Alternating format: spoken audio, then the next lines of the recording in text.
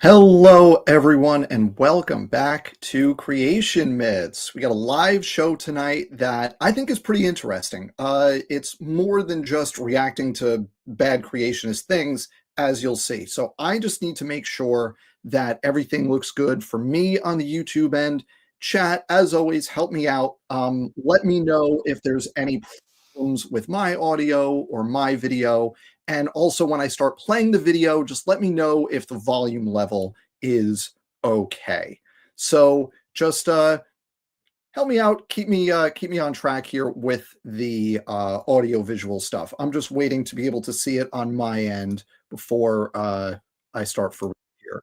All right, it all looks fine for me. But again, chat, thank you for keeping on top of the AV stuff. I will, of course, adjust as necessary if you let me know there are any problems. So let's get into this. Here is what we are going to do tonight. So the backstory here is it's the beginning of the semester for me. This is week 2 of the fall semester for me. I have almost 1,000 students currently. There's a lot going on. So I haven't had time to record a video or set something up specifically that I've planned really well. So instead, I'm going to show you a couple of short clips. They're not long segments, anywhere from like 5 minutes to about 10 minutes. And we'll break each one up further than that, but just a few minutes long from Rebecca, Bread of Life, examining evolution, or whatever her other channel is, the more sciencey channel. We are going to look at several clips from a recent live show that she did. It was episode 13 in her Give Me Evidence for Evolution series. Now, I have come to the opinion that this examining origins, thank you, Austin, I appreciate that. Thank you. I couldn't remember the name of the channel. It's examining origins. Obviously, I've done a lot of prep work for this show, right? I actually do have a bunch of notes for the clips that I'm going to show you. Thank you, Austin. So what we're going to do is look at a couple clips from this Give Me Evidence for Evolution show. Now, I think this whole series is nonsense, frankly. I think it's all in bad faith. I've participated in several episodes. I've watched a whole bunch of either entire episodes of this show or partial, bits of it over the months that she's been doing it. And she's been given plenty of perfectly good evidence for evolution and just refuses to accept it. So I think these shows are really just an opportunity for creationists to just spout their nonsense in what is essentially a safe space. As we'll see, the people promoting actual science will not get a fair shake, right? They're held to a double standard here. And the moderating is not exactly on the level, in my opinion. So I think these shows are kind of a waste of time, but one of them was on the other day while I was doing stuff around the house. So I was listening while I was doing my daily chores. And man, let me tell you, it was just a fire hose of nonsense. Absolute just gish gallop of more wrong claims than you can count. So I'm going to show you just a couple notable clips from this show because the information is useful to see what creationists say and what's wrong about it, how you can correct it. But I think it's even more informative in terms of the tactics that are at play and to have a very clear understanding of what I think are some extremely dishonest creationist tactics here. So I'm going to, we don't need any more preamble here. I'm going to pull up this video. It's going to play immediately when I pull it up, and I'll pause it. And then I'm going to let it play for a few minutes here. I'm going to let it go for like almost 4 minutes because then we'll have a lot to talk about. So let's do that. And then we'll come back and we'll talk about it. And yeah, you'll see. And the key thing I want everybody to think about here is the tactics. Again, the information is standard creationist nonsense. But the tactics at play are what I want to everyone to kind of take note of here, because that's what we're going to highlight as we go through these clips. So let's do that. Here we go, everybody. I would say enjoy, but none of you are going to enjoy this experience, but we just have to deal with it together. We still have not heard any evidence for evolution. So how about getting to the evidence for evolution? Okay, so let's talk Okay, now first thing you'll note is we're like half an hour into this. There has been evidence for evolution at this point. This is Howard. I don't know him. He's a geologist, I gather. And he's been in a couple of these shows that I've seen, and he's fantastic. He really knows his stuff. And he's very clear about when he doesn't know something. He's like, I'm not going to talk about that. Not my thing. And that's great. So this is episode 13 of this. Rebecca has been given lots of evidence for evolution. So this is just like standard head in the sand right off the bat. But let's see where this goes. About evidence for evolution. The fossil record, I think, is excellent evidence for evolution. So here's some things to consider that, I think you can't use the evidence we're going to present. You can't use it to prove evolution, but you can use it to prove there cannot possibly have been a single special creation. So, for example, in the Precambrian, which supposedly, according to most creationists, is pre-flood, there are no modern animals. None. There's no modern plants. And it's not a preservational issue because there are animals preserved in the very, very late Precambrian, one of which might be modern, but most people agree it wasn't or isn't. And there are lots and lots of other animal fossils that don't look anything like anything living today. And most of the Precambrian is barren. But there are things that get easily preserved, like teeth and bones, especially bones of large animals like dinosaurs or elephants. And there are none of them in the Precambrian. And the best, we have stromatolites, and even in the stromatolites, there are individual cells that are preserved, and yet we don't find any pollen, no pollen at all. There's no fish scales, there's no teeth, there's no bears or dinosaurs or chickens or goats, and no trees, no roots. And so I think this proves that there cannot have been a vibrant living economy at that time. Okay, but Okay, so let's pause there. I said we were going to go for 4 minutes. I lied. We're going to go for however long that was. I think that was an excellent argument because remember, the standard was give me evidence for evolution. And the evidence, remember, evolution is species change over time, right? Change over generations. The evidence is that the biological composition of the Earth has changed over time. That's evidence for evolution. The fossils that we all agree are older, are different in their species composition from the newer ones and the living things, right? That's evidence for evolution. That is a confirmed prediction of evolutionary theory, and it is contrary to what you would expect under special creation, right? So I think that was a good answer. Give me evidence for evolution. The fossil record is strong evidence for evolution because it shows changes in species composition over time. Boom. Yes, absolutely. Right. And I think this is Fitz caught this here, fits of rage.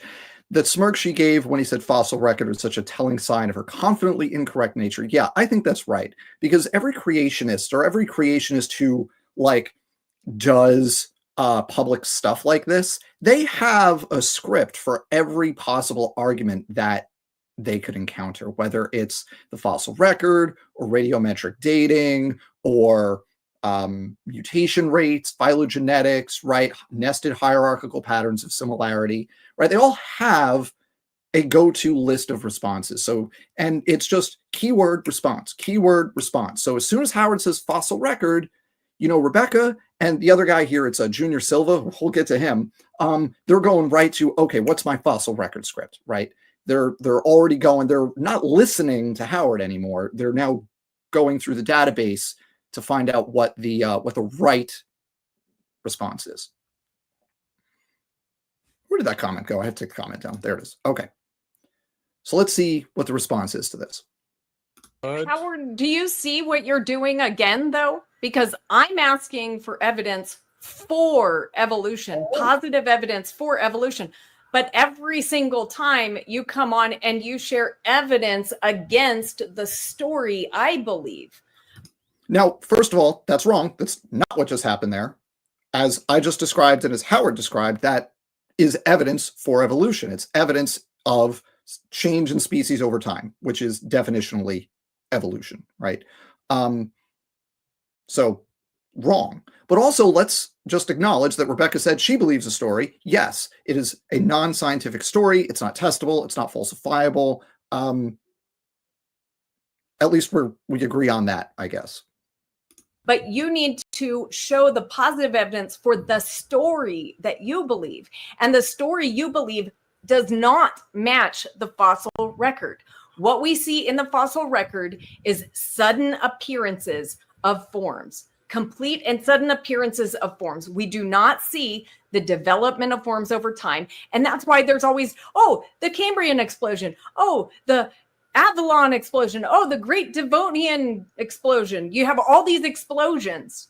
But the reason you have to say there's all these explosions is because there's no step-by-step development.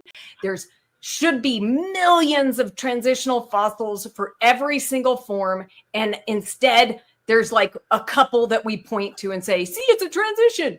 Instead, where's the transition up to the bat wing? Where's the transition up to a fish? Where are the transitions? There's very few things that can be pointed to as a transition when there should be many more transitionals than fully formed organisms that we see today. Well, I think you're wrong about the way you're presenting. Okay, so first, did everybody, let's play a game. Let's play along. Chat, did you all catch what just happened there? Did you catch the trick that she employed? The very common creationist trick.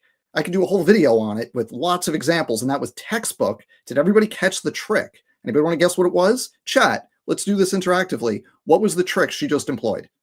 She did it. It was like second nature. It was, oh, you say this, and here's the thing you said, but here's what I'm going to say in response. What do we think? Here's what, here, I'm going to give, I'm going to give it to Canis Lupus Fem 3 or Harris. I like that. Moving the goalposts, I'm going to give it to you. She changed the topic, right? She said, give me evidence for evolution. Howard provided evidence for evolution.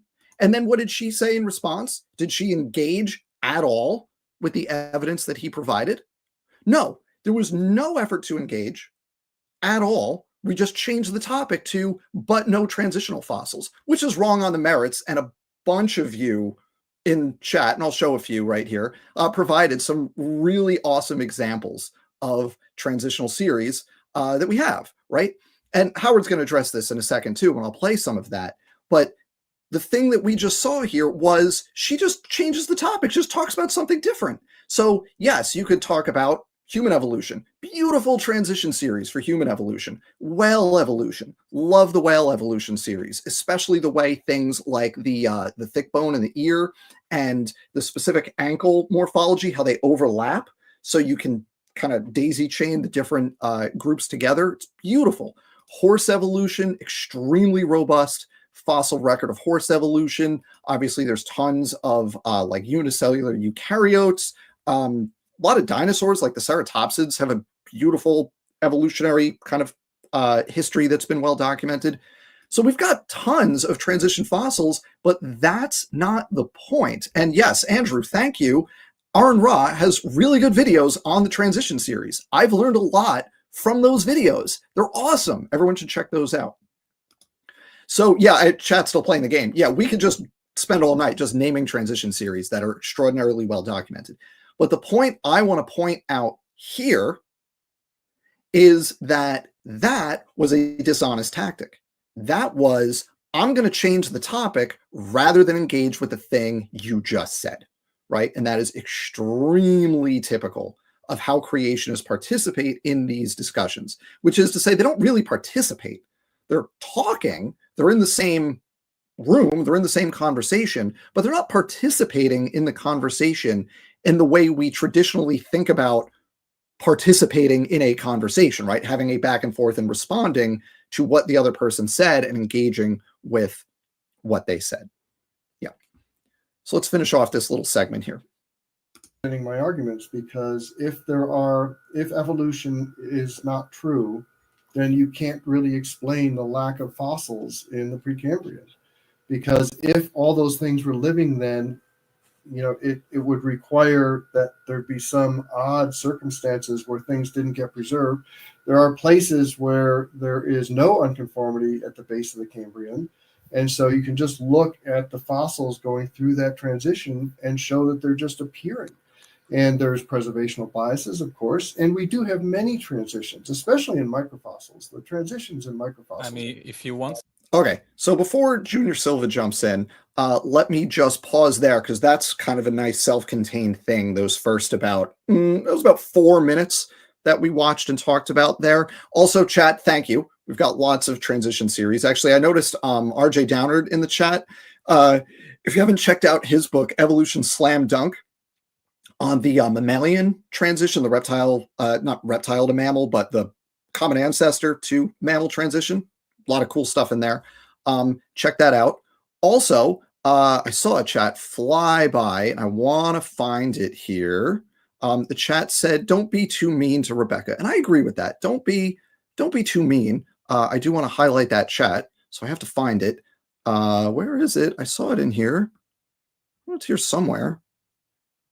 Anyway, don't be mean to Rebecca. Here's the thing. You can criticize Rebecca for the nonsense she pulls when she does these things, but no personal attacks. That's the line, okay?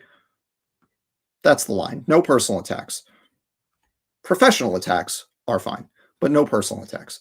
All right, so now we're going to get into Junior Silva is going to jump in here, and we are mercifully going to listen to only about 1.5 minutes of him total in this segment, but we're going to get a lot of him later.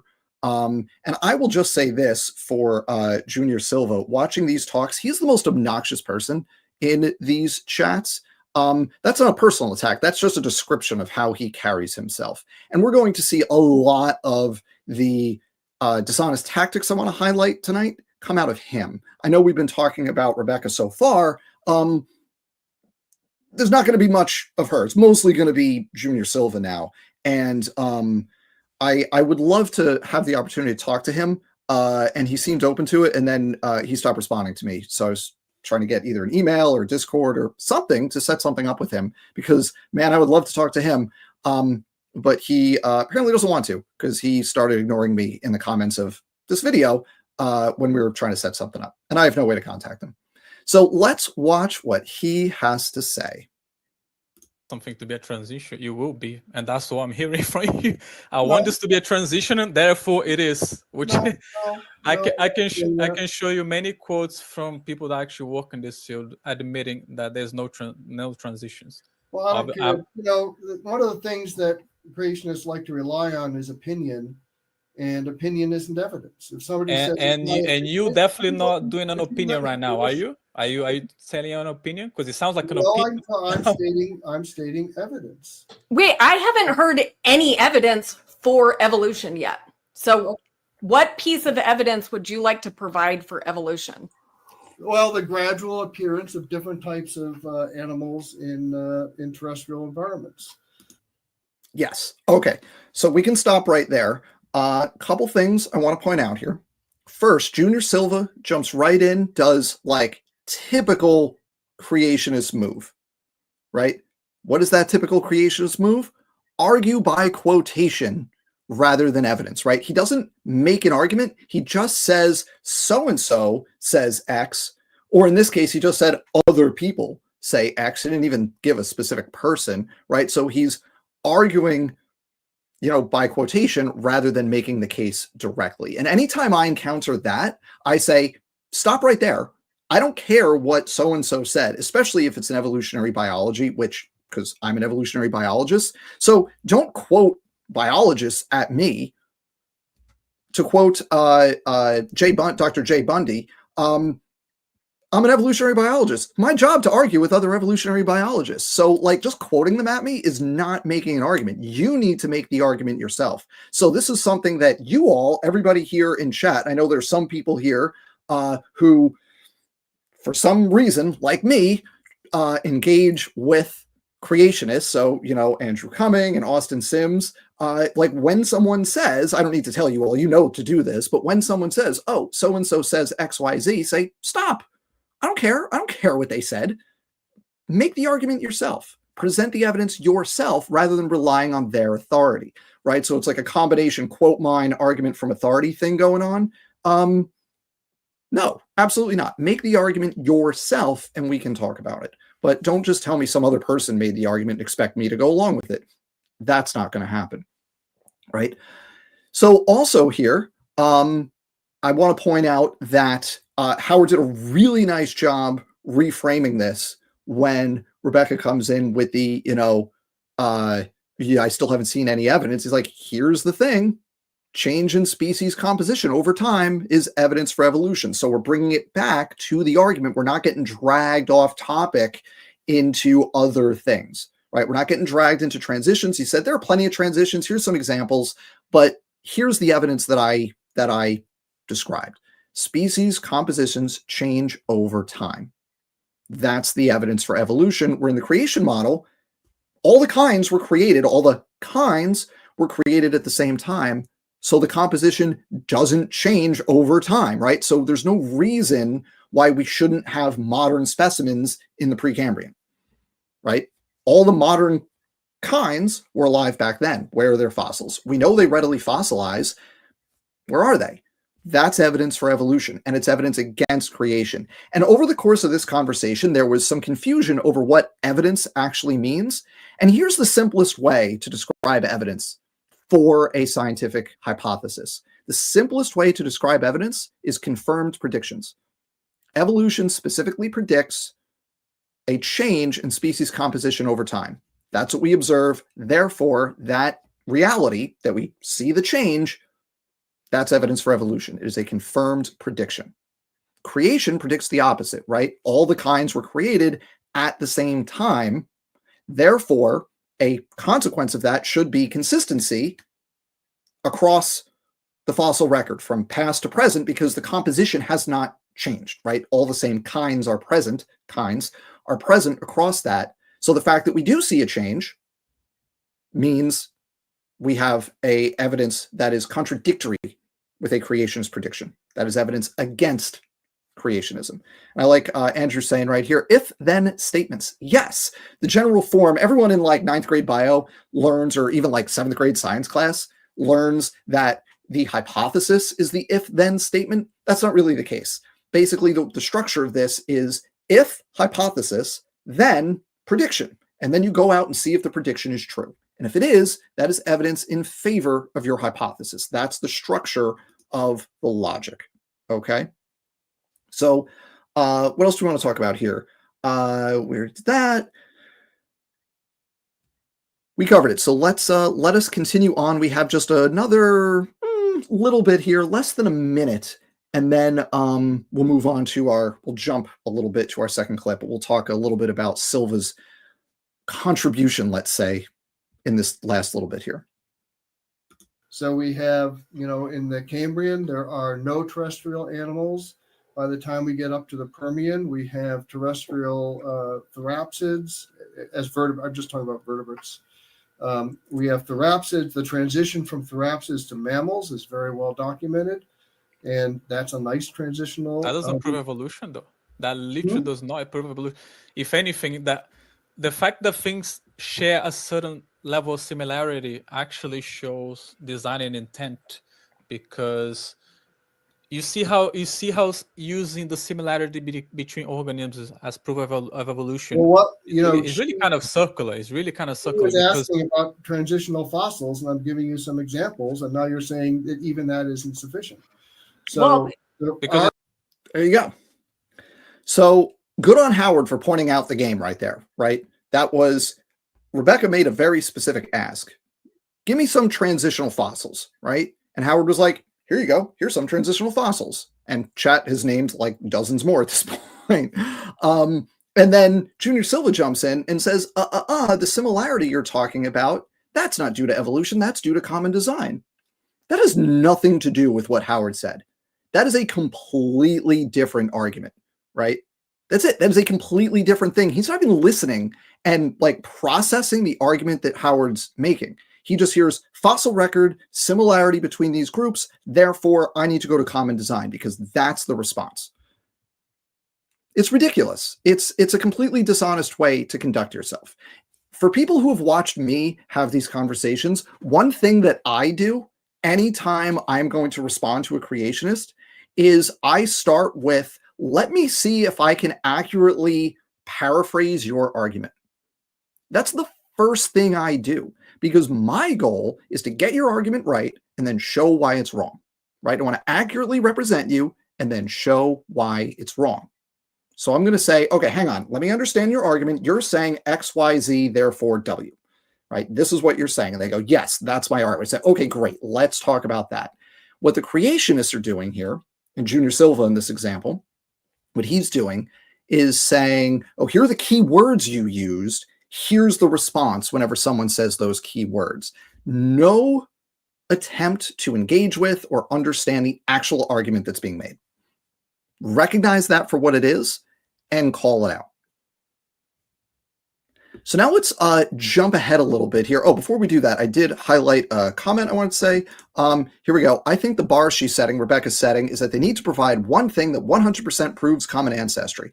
And the answer to that is nested hierarchical patterns of similarity in unconstrained DNA sequences. That's the answer. That's it. 100% proves, to the extent you can prove anything outside of mathematics and philosophy, it proves universal common ancestry of cellular life. 100%. She does not accept that premise because she does not understand the argument. I've tried many times to explain it. It's not going to happen. It's never going to get through. But that's the answer to that question. What's the one thing? This one weird trick creationists hate. It's nested hierarchical patterns of similarity. Yeah. Okay, so let's continue. I'm going to jump ahead here. I'm going to jump up. We got to go up to about 47 minutes. Let me just drag this up here. And then this segment is about 7 minutes long. We're going to listen to it in chunks. I'm going to do my best to stick to not interrupting myself while we're doing it here. We're going to 47. Here we go. Okay. So before I play this, I just want to preface this because I'm going to let this play for a solid chunk. We're going to go for about 3.5 minutes here, because I want everybody to hear, and I can take this down now, I want everybody to hear what a gish gallop sounds like. I want everybody to hear what a gish gallop sounds like, because this is going to be textbook. So let's do it. And Can I respond anyway, to that, please? okay, so you make a lot of points, and then you say, let me finish. So let me make a lot of points responding to your many points before you respond. And then let me after you finish your points, let Mirza speak, and then yeah. I can wait. Yeah. And also the flood can explain, because in the first sequences we find marine life. That's what we expect. By the way, the flood model does not say that water suddenly engulfed the whole world. No. CPT tells us there was a gradual tsunami going back and forth, slowly but surely flooded the entire Earth. So yes, of course, we're going to expect to find, first it's going to bury the marine life, and then it's going to go up a little bit, and it's going to bury the, whatever's on the beaches, and it's going to move up and up, and humans are going to be probably last. That's probably why you just never see, the ancient humans, dinosaurs are obviously in between that. So it's because the flood, it's not just instantaneous thing. No, it's a slow and gradual process that happened quickly, and yeah, the evidence supports the fact that we find this, this gradual from marine life to small mammals and such, and insects and dinosaurs and such. You interpret as evolution for millions of years, but again, it really does not have, especially because we know that these catastrophes can create sediments really quickly, as has been demonstrated many times. I got videos, if you want to see people doing demonstrations of very fast sediments running through water and creating the exact same bends that we see everywhere in geology, basically. And I just wanted to clarify real quick, by the way. Last time you said about bioturbation. Well, that's another thing that we can both explain, isn't it? It's not going to prove one or the other. We can both explain that, because I can just say that bioturbation is basically the animals getting suffocated to death and moving around the sediments and such. And then you're going to interpret that as bioturbation of ancient life. And no, they're just moving around trying to survive. So I think bioturbation is not a very good topic to try to reach a conclusion here. It's one of those things that you interpret your way, I interpret my way, and we're not going to get anywhere talking about bioturbation, basically. I know. So far, I talked about the fact that we find many modern fossils on each layer, and the fact that the flood can explain this slow, gradual thing, and Arcteryx, the same doctor that's been on Rebecca's show that you said his name, also showed many flaws, many frauds, many frauds, especially coming from China. You were talking about a Chinese fossil there a moment ago. That it is known now that there's a fake fabrication factory of fossils in China, and that's where the supposed Arcteryx or whatever his name is came from. And yeah, it's been debunked. The very person that published the work on Arcteryx revealed to him that it was a fraud. It was actually a fraud, the Arcteryx publication.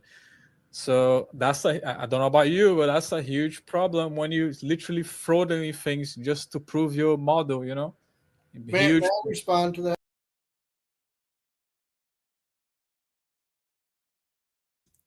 There we go. So if you've never heard a gish gallop before, folks, that's what a gish gallop sounds like. Now I have a bunch of comments I want to point out here. The reason creationists do this is twofold. One, they want to just the torrent of nonsense, so you can't pick out any one thing and latch onto it and explain it. It takes way longer to correct all of that nonsense than it does to say it, right? That's part one.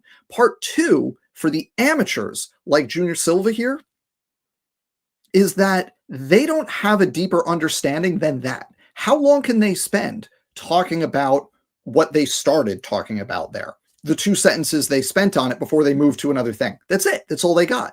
Because they only have the sound bites. They don't actually understand the science that they're talking about. Because creationism doesn't have a model. So they can do the 2-sentence drive-by, right? They can make the attack, and then they got to move on to the next thing. Now, if they stay on that thing, they're going to get refuted, and they have nothing else to say in response. So you go to the next thing, right? And again, as I explained, that serves 2 purposes. It makes it hard to respond to, and it's a defensive measure because they can't talk about any individual thing because they're only memorizing the sound bites, not the actual arguments. So let me highlight a bunch of comments that I noticed while we were listening to that, because man, so we've got CPT, you kidding, to a geologist? Yup. To a geologist's face, we're invoking catastrophic plate tectonics. Yes.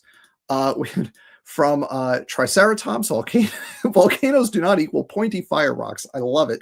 Slow and gradual tsunami. My sibling in Surak, do you know what a tsunami is? Apparently the answer is no. But yes, I appreciated that line as well. So what's going on here? Let's step back and think about that. Really, if you're going to listen to something like that, the first thing that I would do is ask the person and say, what argument are you making? Like in 1 or 2 sentences, what argument did you just make? Because he talked for about 3.5 minutes. And if I was to ask any of you here in the chat, if you could summarize that argument in the amount of characters you're allowed to in a single chat, what would you say? What could you possibly say is the 1 or 2 sentence summary of the argument that was made right there? The topics Junior Silva mentioned, I was taking notes as he was going when I listened to this earlier, just kind of one time through, I was taking notes. He mentioned catastrophic plate tectonics, bioturbation, the contradictory idea of flood sorting via migration. So it was like fossils get sorted via migration, but also bioturbation is a thing. Those are contradictory with each other, as some of you caught and pointed out in the chat. The locations of ancient humans, I don't know why he brought that up. It's like, this is why we don't find ancient humans. I don't know what the context for that was. It was like a 1-sentence throwaway. He talked about sedimentation rates, modern fossils in every layer, which is wrong and contradicts what he said like 30 seconds earlier with the migrations, right? He said they have modern fossils in every layer, but also that we can explain the unequal distribution of fossils due to migration during the flood. Pick an argument, man. because those two things are contradictory with each other. And then he talked about fraudulent fossils. He referenced the person he referenced there was Carl Warner, who has made all these accusations of fraudulent fossils and things. And he specifically brought up Archaeopteryx as a fraud, as a product of a Chinese factory that makes fake fossils. So I'm sure folks watching either afterwards or in chat know that Archaeopteryx is not from China.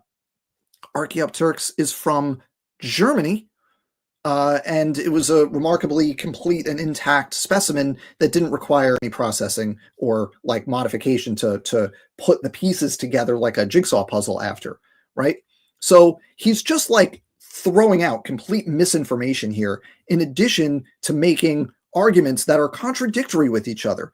These things are all the hallmarks of a gish gallop, because it takes longer to address them than it does to make them, right? Now, I'm actually going to put on screen here. I'm going to put on screen just a little snippet of that, because when you see it and you try to read it out as a transcript, you can see just how incoherent that whole thing was. Okay, so I need to say allow. Now we can go to window, and I'm going to share this thing. This is just a transcript of a small piece of that gish gallop, and I dare you to make sense of this. Here, we're going to take this down, and we're going to put this up. I dare you to make sense of this, please. See if I can make this a little bit better size so it's bigger. There we go. So here's what he said. Catastrophic plate tectonics tells us that it was a gradual tsunami going back and forth, slowly but surely flooding the entire Earth. So yes, of course, we're going to find, first it's going to bury the marine life, and then it's going to go up a little bit, and it's going to bury the, whatever is on the beaches, and it's going to move up, and humans are going to be probably last. That's probably why you just never see, the ancient humans, and yeah, dinosaurs are obviously in between that. So it's because the flood. It's not just instantaneous thing. No, it's a slow and gradual process that happens quickly. And yeah, the evidence supports the fact that we find this, the gradual from marine life to, small mammals and such, and insects and dinosaurs and such, you interpret, that was a sentence fragment, by the way, you interpret as evolution through millions of years. But again, it doesn't have, especially because we know that these catastrophes can create sediments really quickly, as has been demonstrated many times. Once again, I just want to challenge anybody listening to this to extract from that some semblance of a coherent argument. And then a bunch of you have caught the really fun part here, but I'm going to show it really fast. We have to go back a minute here to drag this to 48.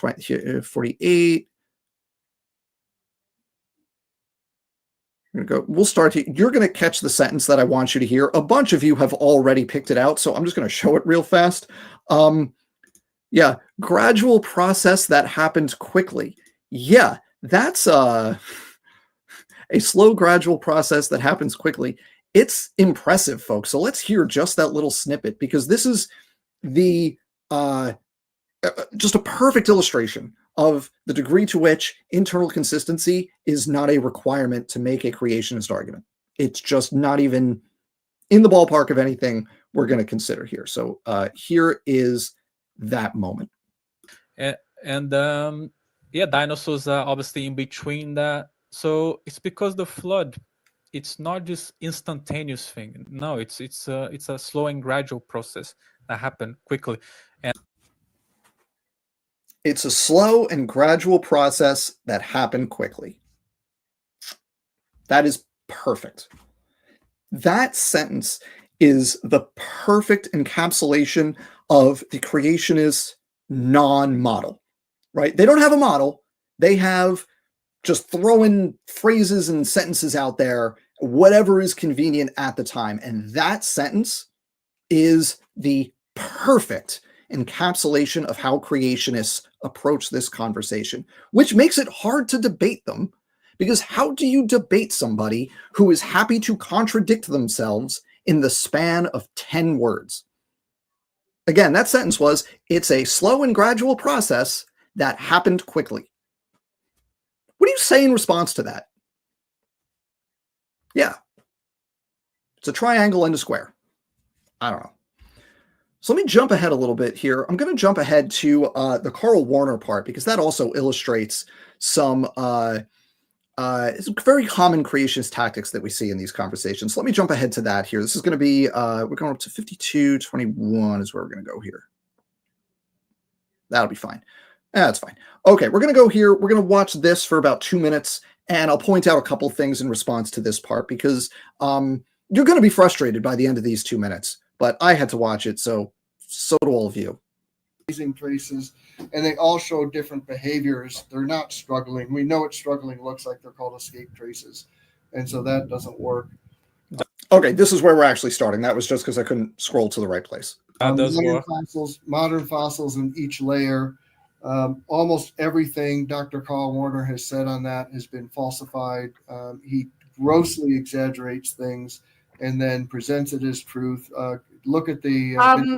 Can we please not say broad statements like that we're not ready to back up with evidence? Like, because he's a guest that I appreciate, and I mean, it's like, you can't, like I said before, you carry a lot of authority because of your degree. So when you say that and you don't have a specific instance in mind to back up and demonstrate, yes, it's not good.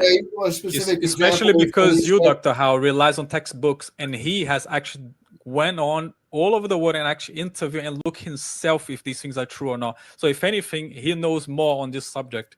You haven't done what he did, so how can you say that he's just full of, Well, look at the video on Carl Duff. Is it Duffy or Duff? Joel Duff. Yeah, Joel Duff. Thank you. Just want to say, love Joel Duff on this channel. Joel, you do great work. Keep it up. Everyone should follow Joel and subscribe to his channel. Did a video on the beaver, and he showed that the ancient beaver is not a beaver at all. It's not even a placental mammal.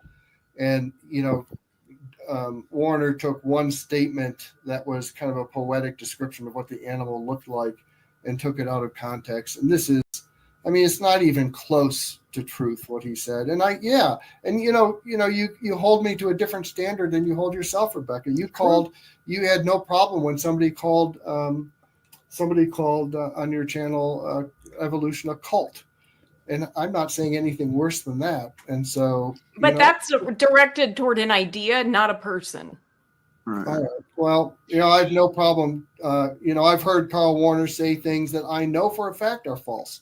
Like he said, there's no such thing as river channels in the rock record. And I know for a fact that he is speaking out of ignorance.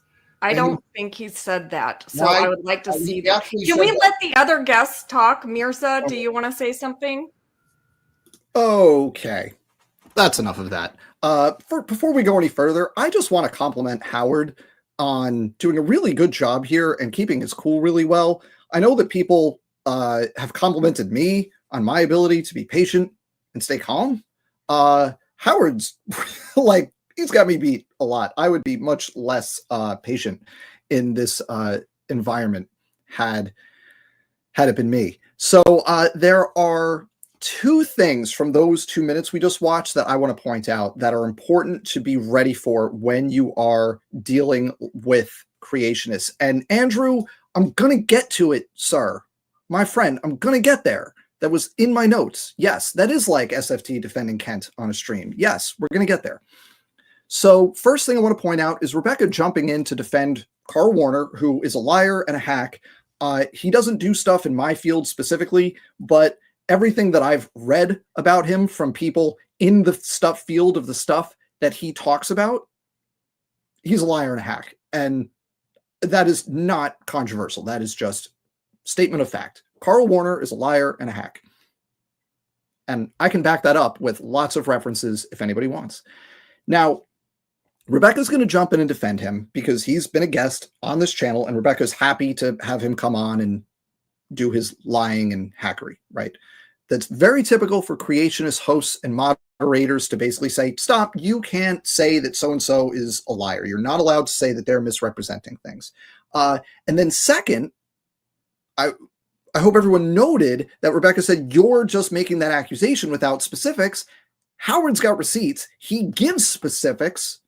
And then instead of engaging, Rebecca just cuts him off and said, oh, we're going to go to other people. But Howard actually answered the question. She said, you can't just criticize this guy. You have to have specific examples. And he was like, all right, here you go. Here's specific examples. Here's stuff that he has misrepresented. And she's like, and we're going to go to other people now. Thank you.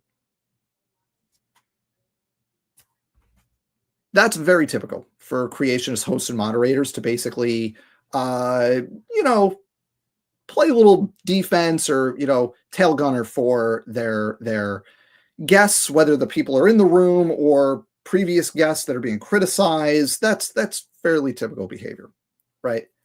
Now, Silva also jumped in with a bunch of irrelevant things, kind of snide, obnoxious comments. That's kind of his MO. He does a lot of that kind of stuff. There's no substance to it. It's just obnoxious. We don't have to like address it point by point because there was no point made.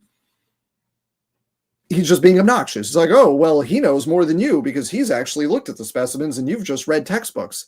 Like, no, that's an obnoxious comment to make. And it's completely separate from the merits of the arguments and what each person is saying, which again, Carl Warner is a liar and a hack and misrepresents the things that he talks about, right? Now, once you know to look for this kind of thing, this kind of like, I'm going to defend my guests approach that creationist moderators take, you can see it all the time. Textbook examples, Andrew beat me to it just a few minutes ago, the comment that I put on screen, textbook example is how on Standing for Truth, Donnie and Sam, when they were still hosting Kent, would jump in and defend Kent and make sure nobody was able to even like, not just insult Kent. People were not insulting Kent. They were making arguments that they knew he couldn't address. And they would jump in and make hay about this or that and basically cover Kent's butt because he is unable to address the arguments because Ken Hovind has no idea what he's talking about when it comes to evolution. He's just doing his script that he's been doing for like 30 years, right? So this is very typical behavior. It's a very typical strategy. And I think Howard does a good job of pointing it out that there's a double standard here, right?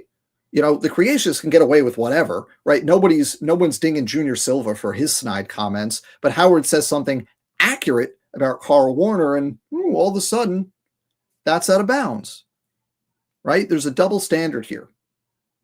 Right? This is a bad faith enterprise that the creationists do, whether it's Rebecca or Standing for Truth or whatever. This kind of forum, it can still be valuable. I'm on the record saying scientists, evolutionary biologists, geologists, we all need to engage with the people who are lying about our respective fields. We have to engage with them. And by and large, they're not willing to like come and talk to us in a neutral forum or a hostile forum, right? Most creationists will not talk to me on my channel, but they will go on Rebecca's channel. So if I want to refute them in the moment, I have to go where the action is. That does not change the fact that this type of forum is a bad faith enterprise designed to stack the deck against real science. It's designed to give the creationists a platform and to platform the people promoting actual scientists, right? In this case, a geologist, but sometimes evolutionary biologists or whatever, right? But they're going to participate with one hand tied behind their back. They're never going to get a fair shake and they're going to be held to a double standard. And everybody participating in this conversation has to recognize that that is going to be the case. And if you decide to jump into it, you have to know that ahead of time and be prepared for it and have a plan for how to deal with it. Because you're never going to be able to fully make your case. You will always, if you are doing too well, you will always end up in a situation like we just saw where you're going to get cut off and you're not going to be allowed to actually finish making your argument, right? You're going to be belittled and that's going to be permitted. You're going to start to make your argument. You're going to be told you're out of line. You're going to be held to a double standard. You're going to be cut off.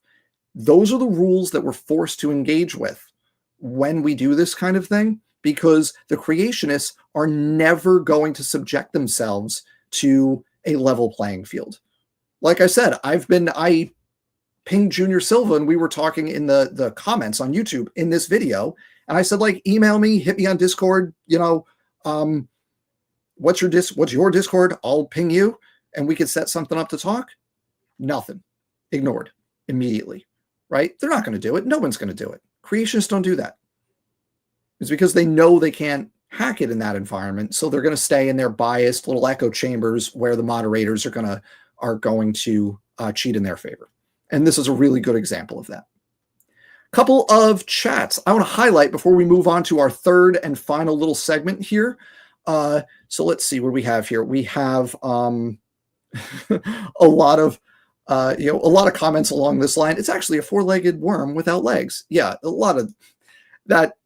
It's a slow and gradual process that happened quickly. Yeah, a lot of making fun of that appropriately, I think. Basically, yeah, Ration extrema is how I would say that. Stop calling the liar a liar. Yeah, how dare you accurately characterize the liar being dishonest?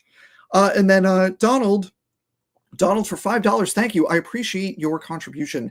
A non-self-contradictory donation.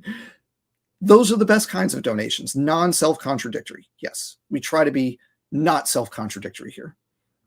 All right, let me jump ahead now. We're going to jump up to a minute 8 and change, and we're going to go to about a minute 19. So we're going to do about 10 minutes here, about 11 minutes. But we're actually going to cut out a bunch, so it's significantly less than that. Let me just jump up to here.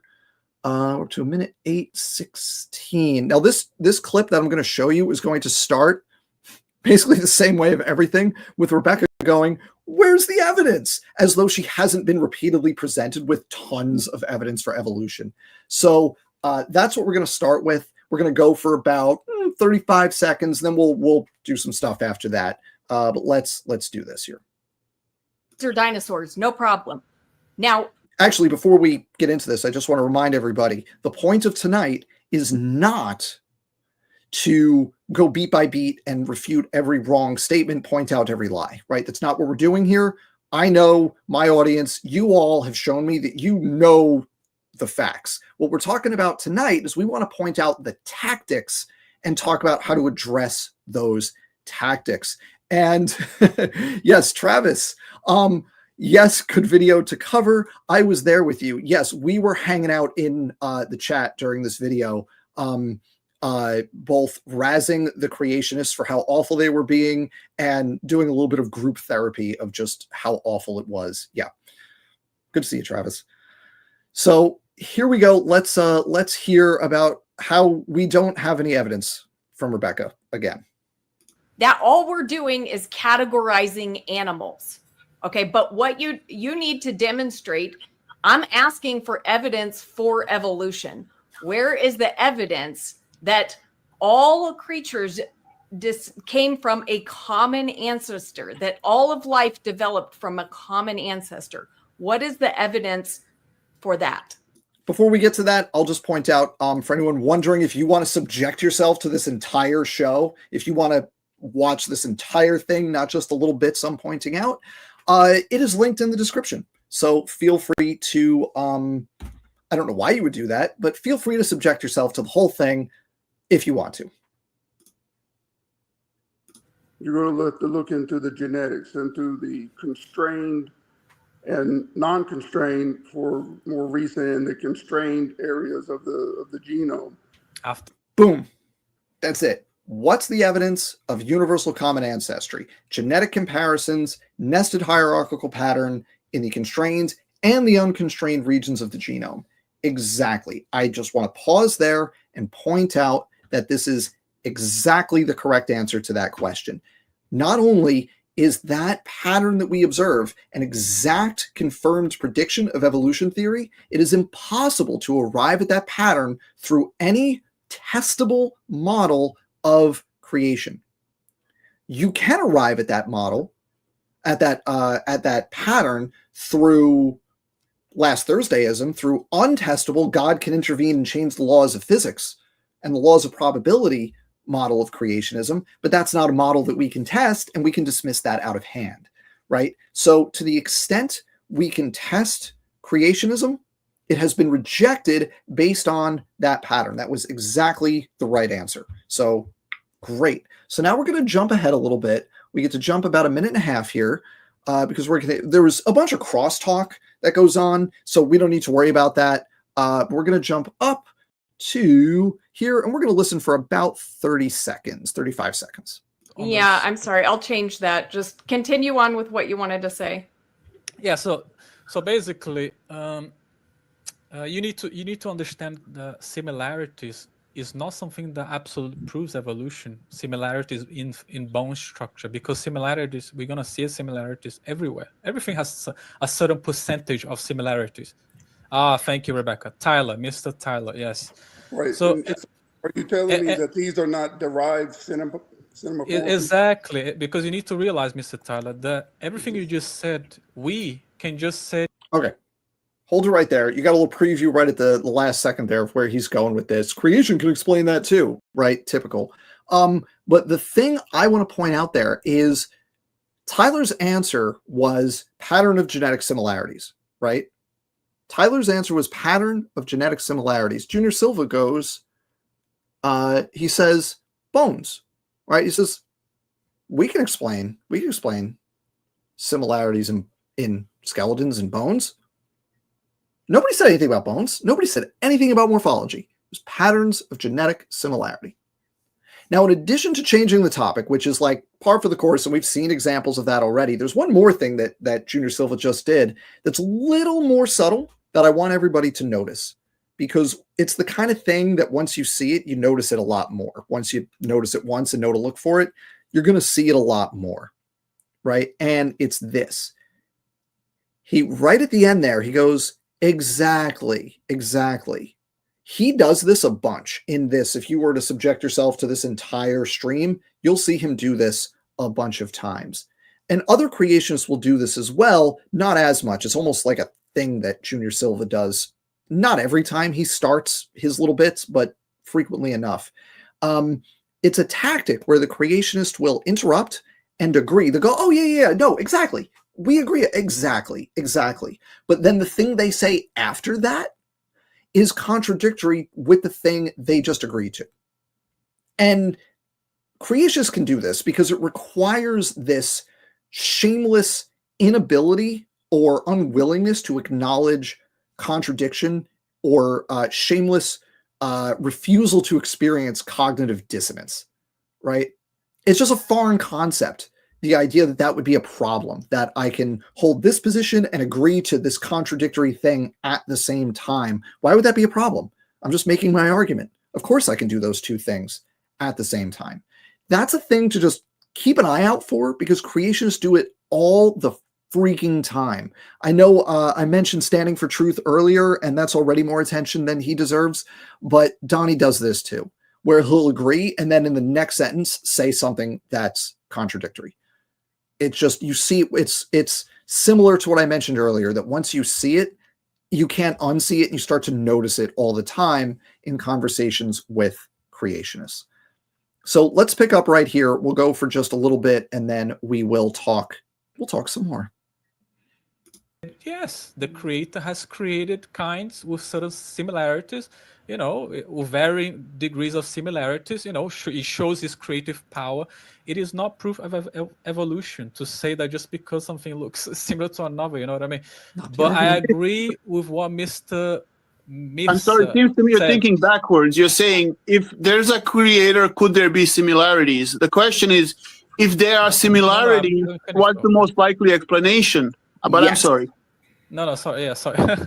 No, so, but I agree with you, Mr. Miss, that we need to look at the observable evidence, not... He did it again. See what he did? He did it again, right? He made an argument. And then Mirza jumps in and was like, no, look, you're looking at this backwards.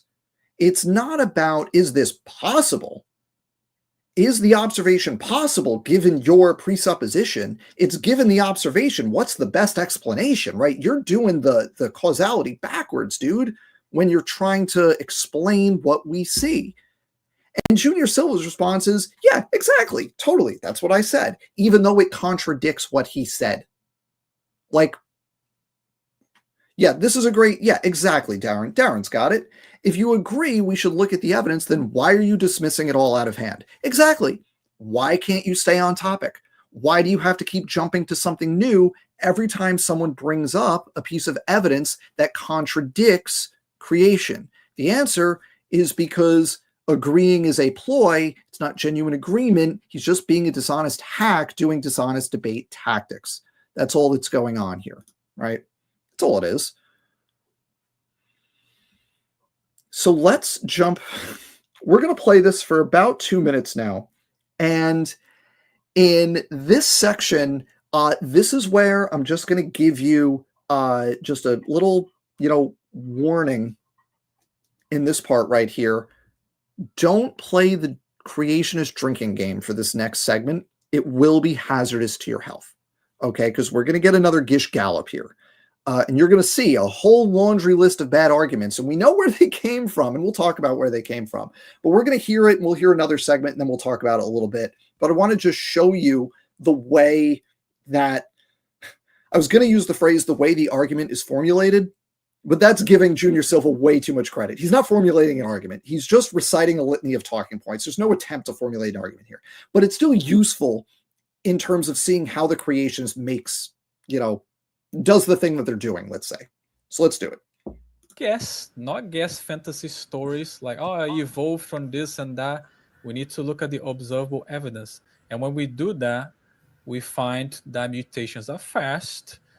And we have discovered recently now that basically all animals of the animal kingdom had a bottleneck. You know what? Actually, I'm going to pause this and say bingo each time we hit one of the things. So we've already hit 2, right? Mutation rates are fast, bottleneck for all the animals. Just saying, that's like right out of the script right there. The exact same. I love the fact that you all know exactly what's coming. Yes, we're doing Jensen. Exactly. Time. Evolution has nothing to explain this 2. Because mutations are observed to be very fast in the mitochondria. I will link this paper after 2018. 3. What do you mean by bottleneck? Like a mass extinction event, or? Yes, near So extinction. there's several, right? Near extinction event. So there are many in evolutionary theory. There's like wait. What's a near extinction bottleneck event?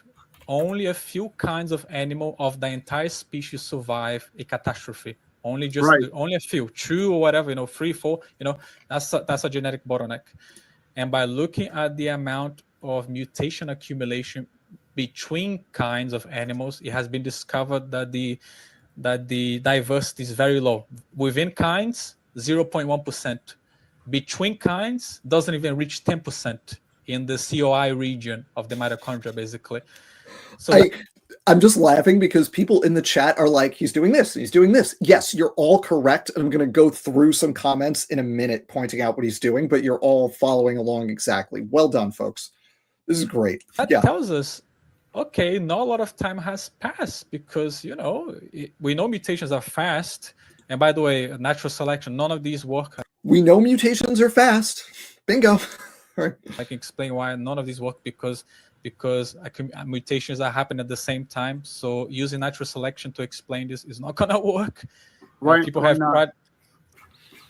I will get into that. I just said right now why it doesn't work, but I will get into that in more detail.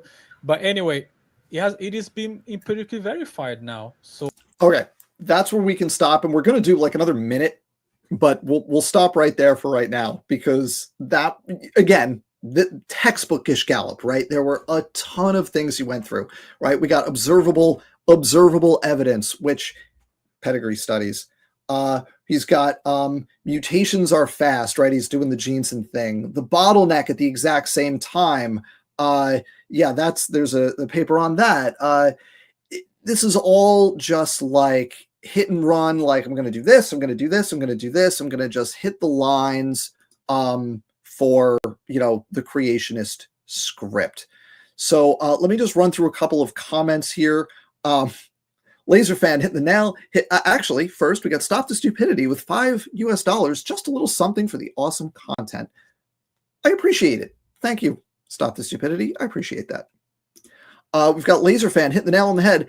LOL, no. Stabilizing selection is a thing. Yeah, anytime someone's doing the slow or the fast mutation rate mitochondria thing, just like stabilizing selection operates on mitochondria. Everybody agrees on that.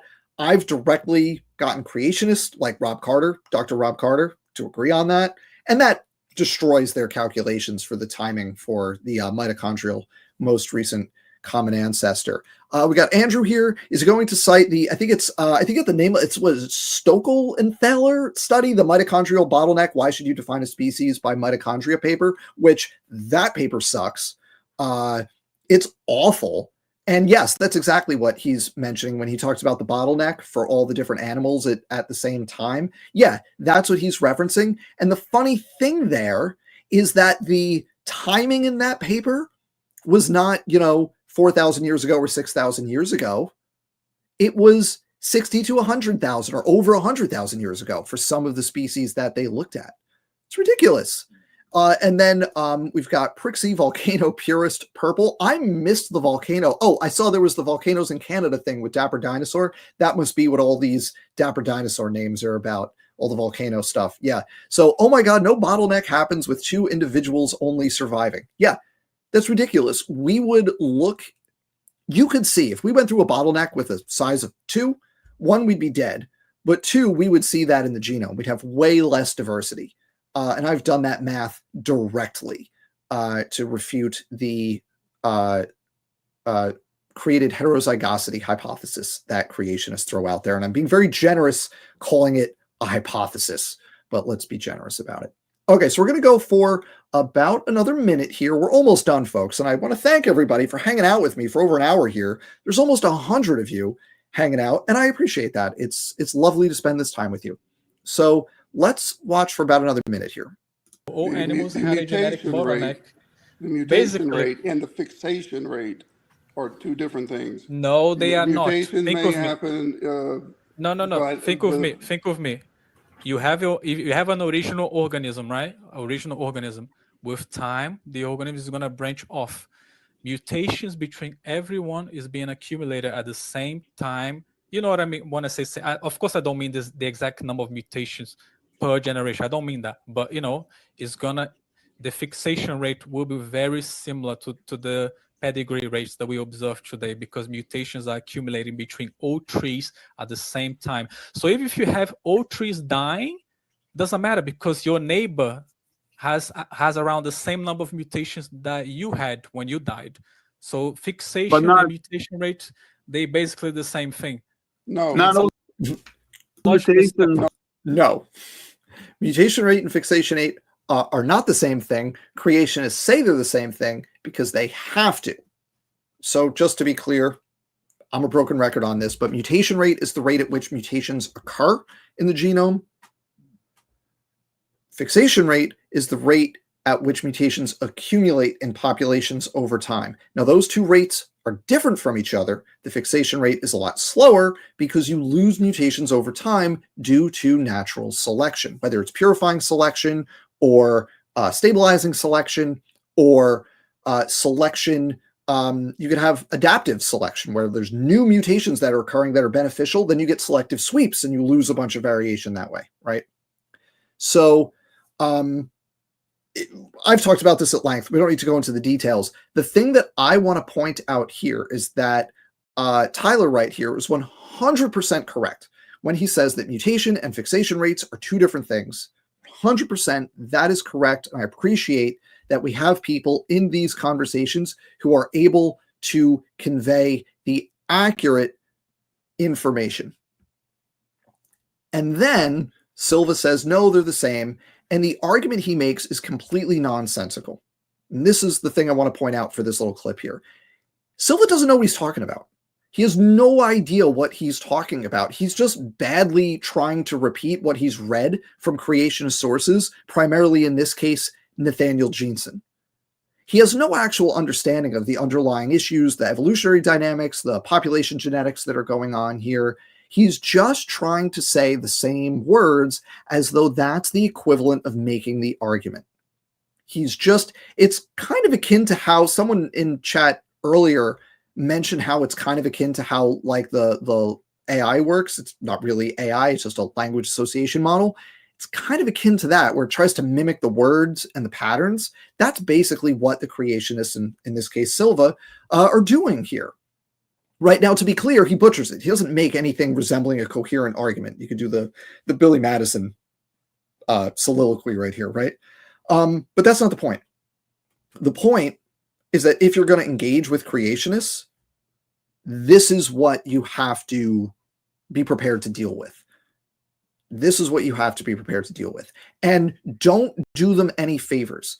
If you're faced with something like that, don't say, okay, here's the argument I know you're trying to make. Go, hey, that didn't make any sense. Try again.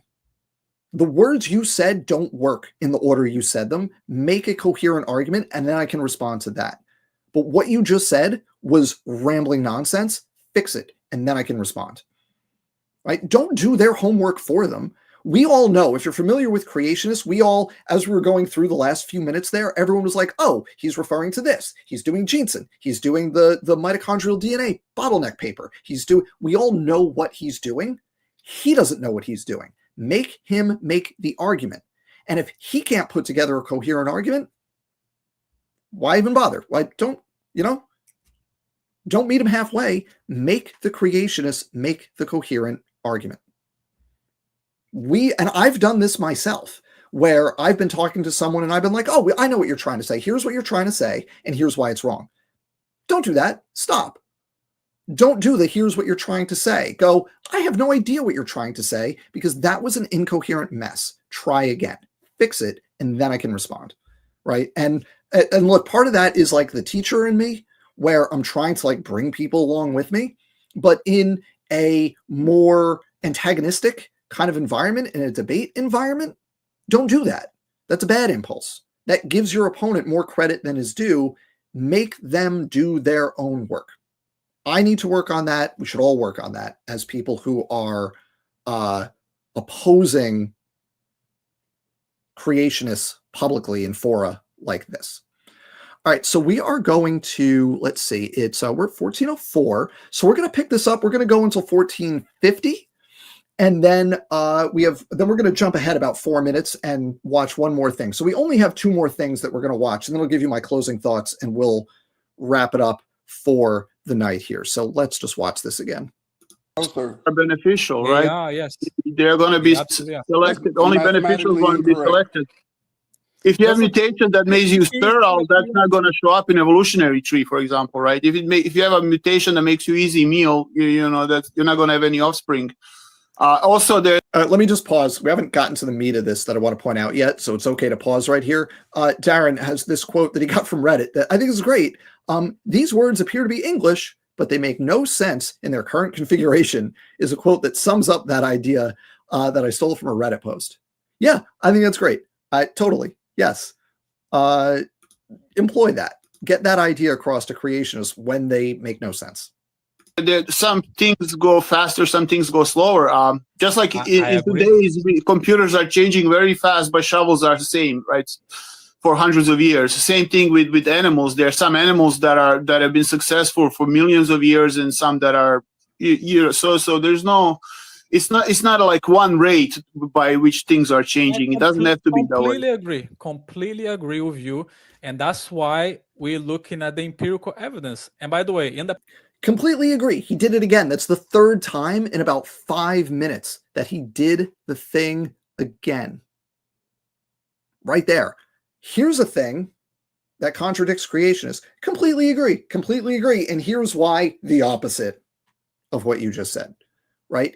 That is for Junior Silva, it's practically a tick that he does. But you also see it with other creationists, and definitely be on the lookout for that. Leo is here. I appreciate this. Folks, if you don't know Leo Filius, he knows how debates work. He's really good at this, and he knows a lot more of the physics and philosophy stuff than I do. So Leo, I always appreciate learning stuff from you that is way outside of my field. And Leo says, Dan is on the money here. Don't grant them some semblance of coherence when I don't even know that word, gibberate. That's a great word. I'm going to use that more.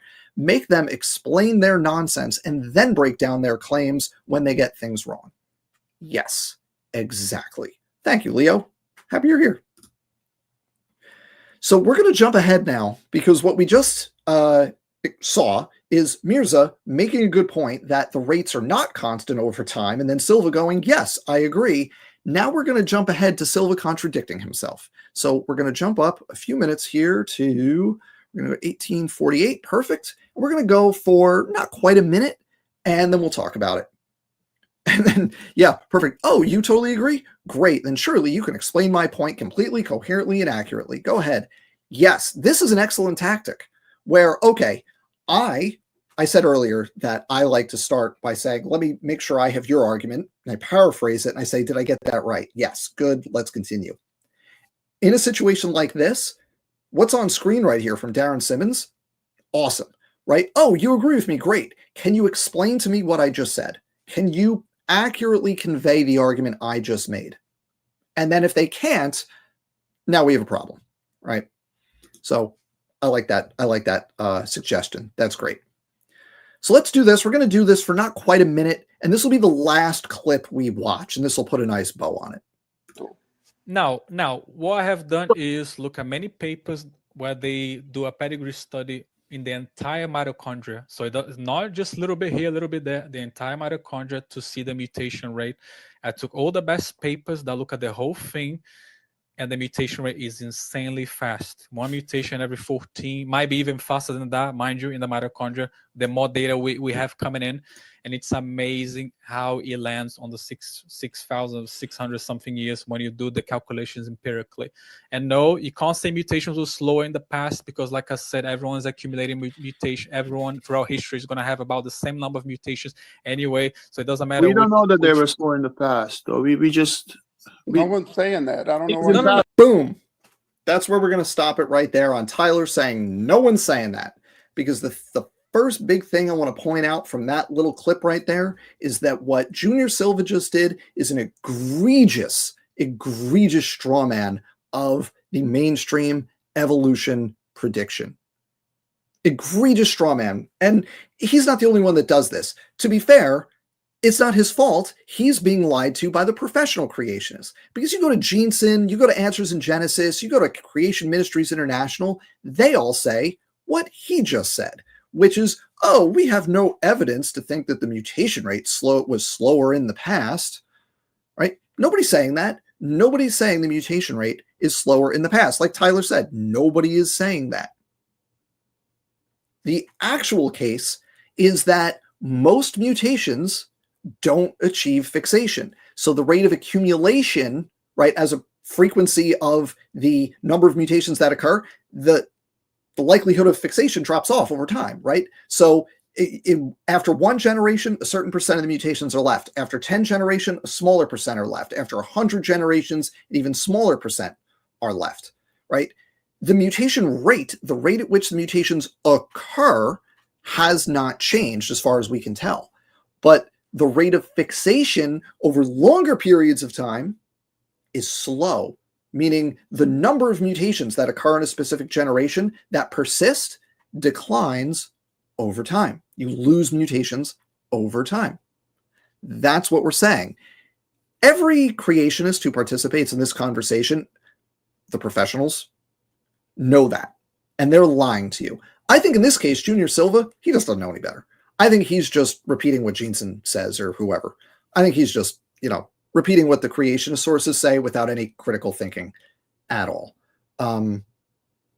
But for the professional creationists, for the people who should know better, and I include among them, not necessarily, when I say professional creationists, I don't necessarily just mean people employed by like Answers in Genesis and the actual organizations. I mean, let's say the hobbyist creationists, right? The ones that put time into this as a thing that they do.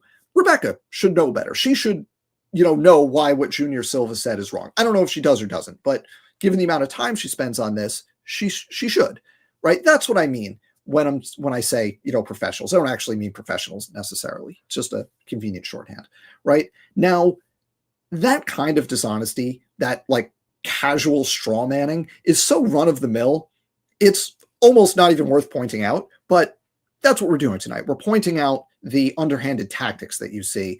And that was a particularly egregious example. So that's where we're going to get to leave this. The last thing I'll just mention again is that Tyler pointed out, like, nobody says that. What are you talking about? And it's really good that there was somebody in the room to point out that's not what anybody says. That was a straw man argument. That's great. Like, we need people to do that, whether it's like professionals in the field like Howard, or I don't know, maybe Tyler is in the field. I don't actually know. I don't know who Tyler or Mirza, I don't know their backgrounds. Maybe he is in the field. I have no idea. But it's important to have people in the rooms pointing these things out, right? So let me wrap this up. I have a bunch of kind of thoughts on this, and this is where we're going to leave this. We'll be done in just a few minutes here. The big takeaway from this is that this entire conversation, not just the little clips that we watched, but the whole thing, is an exercise in bad faith. And actually, thank you. I actually saw this comment a minute ago and missed it from Bilal 535. Are you aware of the channel Darwin's God? He covered some of your. Oh, I know. We had it back and forth. I am well aware of that channel. Yes, I am. I know that guy. All right. So this whole thing is an exercise. I can take that down. This whole video series here is an exercise in bad faith. Not just this video, but the whole Show Me Evidence for Evolution series. Rebecca is never going to hear a word of the real science. She's going to rationalize. She's going to change the topic. And when all else fails, she's going to fall back on, I still haven't seen any evidence for evolution. And that's going to be the case even when she's handed evidence for evolution literally seconds earlier, as we saw a couple times in the clips I showed you. As a moderator, she's also using her moderation privileges to steer the conversation away from valid critiques she doesn't want to hear. So that's not great. Junior Silva is, as you all saw, way worse, right? He is a walking illustration of every dishonest creationist tactic as fast as you can name them. Endlessly changing the topic and deflecting, gish galloping, jumping from thing to thing in the span of minutes, arguing via quotation rather than actually making an argument, misrepresenting and strawmanning the opposing arguments, belittling his opponents, mindlessly just parroting what he's memorized from creationist sources without understanding a word of it, contradicting himself, sometimes literally within the same sentence, with no shame or seemingly even self-awareness that he's contradicting himself. So if you're going to engage with creationists, these are the tactics you have to be aware of and be prepared for. The only way to deal with this stuff is to know what's coming and have a plan to shut it down. So we went through, a bunch of people in the chat suggested a whole bunch of great suggestions. I put some of them up on screen. I've shared my approaches to dealing with some of this stuff, but the big picture is to shut down nonsense like this. At the start, you have to have a specific topic agreed upon and not permit any deviation from that topic, right? We're going to talk about phylogenetics. We're not going to talk about mitochondrial mutation rates. If you talk about mitochondrial mutation rates, I'm going to say, stop, stay on topic, address the thing that I just said.